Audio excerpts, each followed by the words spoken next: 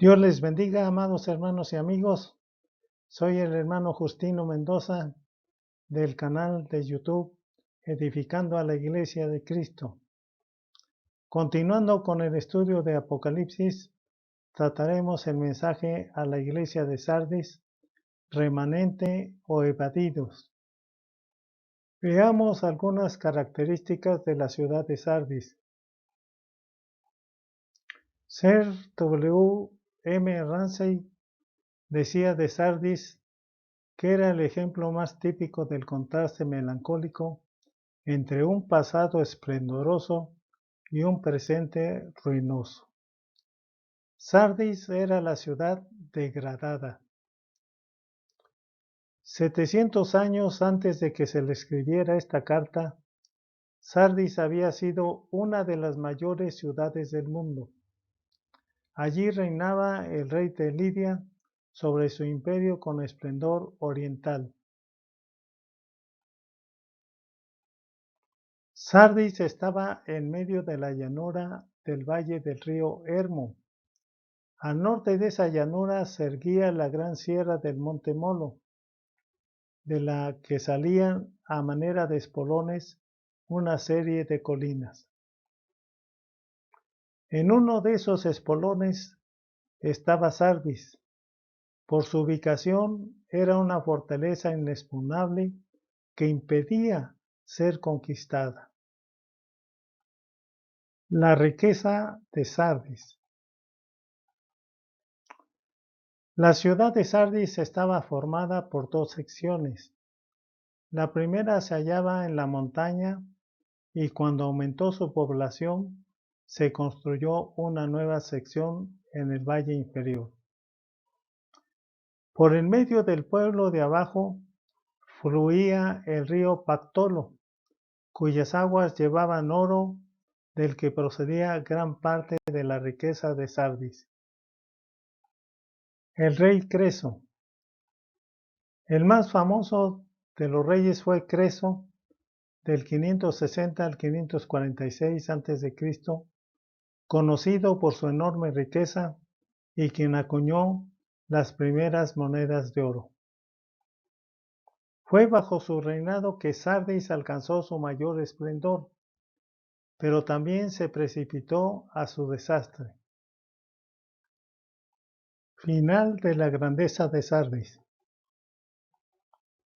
Creso se embarcó en una guerra con Ciro de Persia en el año 549 a.C., que fue el final de la grandeza de Sardis. Creso, después de perder la batalla, se refugió en su ciudad inexpugnable. Ahí se sentía seguro porque confiaba en que nadie sería capaz de entrar a su ciudad. E incluso era tal su confianza que no ponía vigilantes que velaran la ciudad. La táctica de Ciro fue buscar una abertura en las murallas para entrar. Esto sucedió cuando a un soldado de Creso se le cayó su casco. Fue tras él y un soldado persa se dio cuenta, buscó y encontró la entrada. En la noche entró con un pelotón, hallando una ciudad totalmente indefensa. Los de Sardis se consideraban demasiado seguros, por lo que no vigilaban la ciudad. Así cayó Sardis.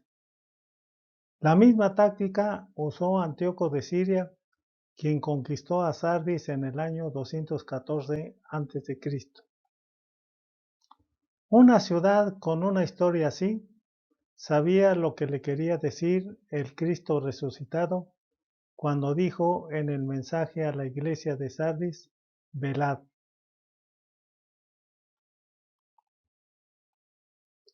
Bajo el Imperio Romano, Sardis seguía siendo una ciudad rica. Era el centro de la industria de la lana.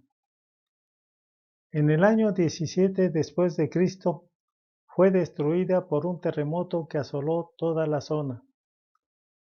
El emperador Tiberio los exentó del pago del tributo durante 5 años y además les dio una cantidad importante de dinero para su reconstrucción. Cuando el apóstol Juan le escribió esta carta, Sardis era una ciudad rica pero inmoral. Hasta la antes gran ciudadela ya no era más que un monumento antiguo en la cima de la colina. Era una ciudad apática, sin vida. En esa atmósfera deprimente, también la iglesia cristiana había perdido su vitalidad con una religiosidad licenciosa. Era un cuerpo muerto más que una iglesia viva. Restos de la ciudad de Sardis. La destrucción final de Sardis ocurrió en 1402, cuando la conquistaron los mongoles. Nada quedó de su antigua gloria, salvo algunas ruinas. Una aldea cercana todavía conserva el viejo nombre de esta ciudad. Aquí vemos las ruinas del gimnasio que había en Sardis. Continuamos viendo restos de la ciudad de Sardis. El templo de Artemisa, conocida como Diana por los romanos, fue considerado como una de las 7 maravillas del reino antiguo, por su grandilocuencia y por su belleza. La construcción del templo comenzó bajo el reinado del rey Creso de Lidia y se alargó por hasta 120 años, hasta que todas las obras fueron concluidas de una manera definitiva y el templo se erguió en su plenitud. Mensaje a Sardis, remanente o evadidos. El Señor Jesucristo le dice al apóstol Juan: escribe al ángel de la iglesia en Sardis: el que tiene los 7 espíritus de Dios y las 7 estrellas, dice esto: yo conozco tus obras, que tienes nombre de que vives y estás muerto. Sé vigilante y afirma las otras cosas que están para morir, porque no he hallado tus obras perfectas delante de Dios. Acuérdate pues de lo que has recibido y oído, y guárdalo y arrepiéntete. Pues si no velas, vendré sobre ti como ladrón, y no sabrás a qué hora vendré sobre ti. Pero tienes unas pocas personas en Sardis que no han manchado sus vestiduras, y andarán conmigo en vestiduras blancas, porque son dignas. El que venciere será vestido de vestiduras blancas, y no borraré su nombre del libro de la vida, y confesaré su nombre delante de mi Padre y delante de sus ángeles. El que tiene oído, oiga lo que el Espíritu dice a las iglesias. Apocalipsis capítulo 3, versículos del 1 al 6. El Señor se revela a la iglesia de Sardis como el que tiene los 7 espíritus de Dios. Se refiere al Espíritu Santo. Y las 7 estrellas, o sea, los 7 ángeles o mensajeros de las iglesias. Es en el poder del Espíritu Santo que controla a las iglesias y a sus mensajeros. Advertencias del Señor. Yo conozco tus obras. El Señor es omnisciente, conoce todas las cosas. Tienes nombre, es decir, fama, de que vives y estás muerto espiritualmente. Efesios 2, del 1 al 5 y 2 de Timoteo 3, versículo 5.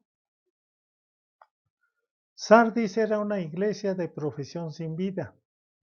Tenía la fama de ser una congregación cristiana, pero se limitaba a seguir una rutina formal y aburrida.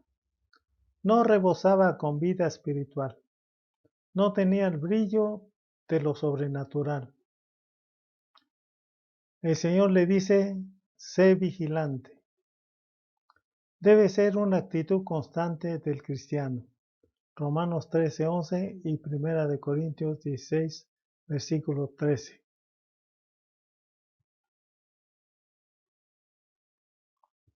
Afirma las otras cosas que están para morir. El Señor la llamó a un celo renovado y a un esfuerzo nuevo para reforzar lo poco que quedaba en la iglesia para Él, porque aún eso mostraba señales de morir. No he hallado tus obras perfectas delante de Dios. La gente había empezado muchas obras para Dios, pero nunca las había terminado. El Señor nos vigila, Él espera de nosotros amor, lealtad y servicio.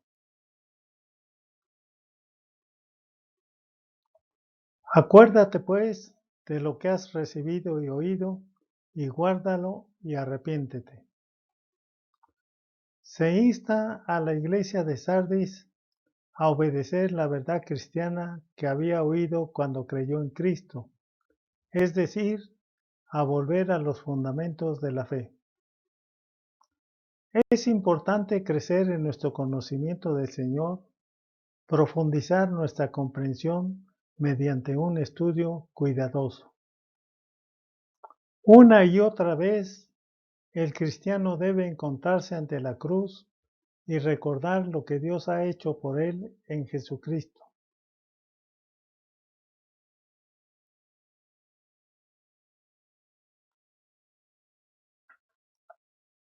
Pues si no velas, vendré sobre ti como ladrón, y no sabrás a qué hora vendré sobre ti. Si no despertaban, el Señor Jesucristo vendría de manera inesperadamente para juzgarlo.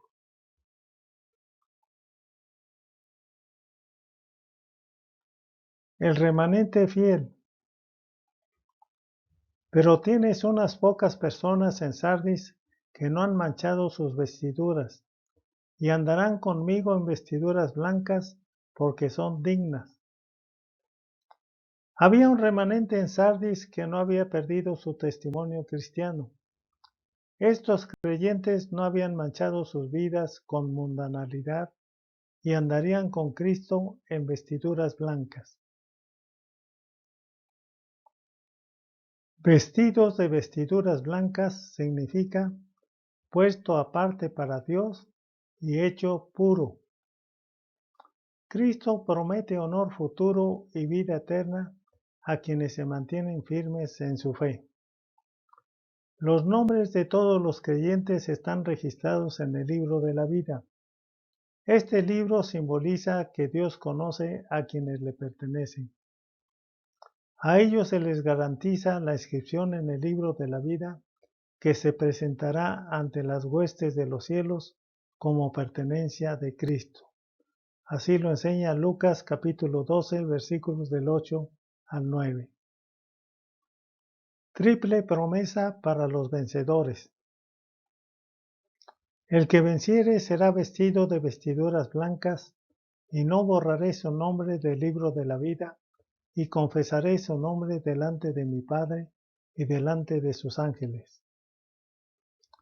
Al que haya sido fiel se le hace una triple promesa. Uno, será vestido con ropas blancas. Sus vestiduras blancas hablan de la justicia de sus vidas, de su pureza, de acuerdo con Mateo 5, versículo 8. 2. No será borrado su nombre del libro de la vida. Porque se dieron a conocer como cristianos genuinos, sus nombres no serían borrados del libro de la vida. El libro de la vida es el registro de los redimidos por Dios, de acuerdo con Apocalipsis 21-27. 3. Su nombre será confesado por Cristo ante Dios el Padre y ante los santos ángeles.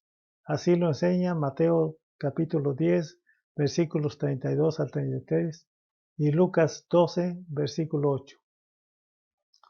Cuán maravilloso es que el Señor confiese el nombre de uno públicamente. Significa contar con su aprobación por nuestro carácter y servicios. Amén. Aleluya. El que tiene oído, Oiga lo que el Espíritu dice a las iglesias. De nuevo, los hombres son llamados a oír la advertencia solemne en contra de una profesión religiosa sin jamás haber nacido de nuevo. La iglesia de Sardis nos ilustra el periodo después de la Reforma, cuando la iglesia era formal, ritualista, mundana y política.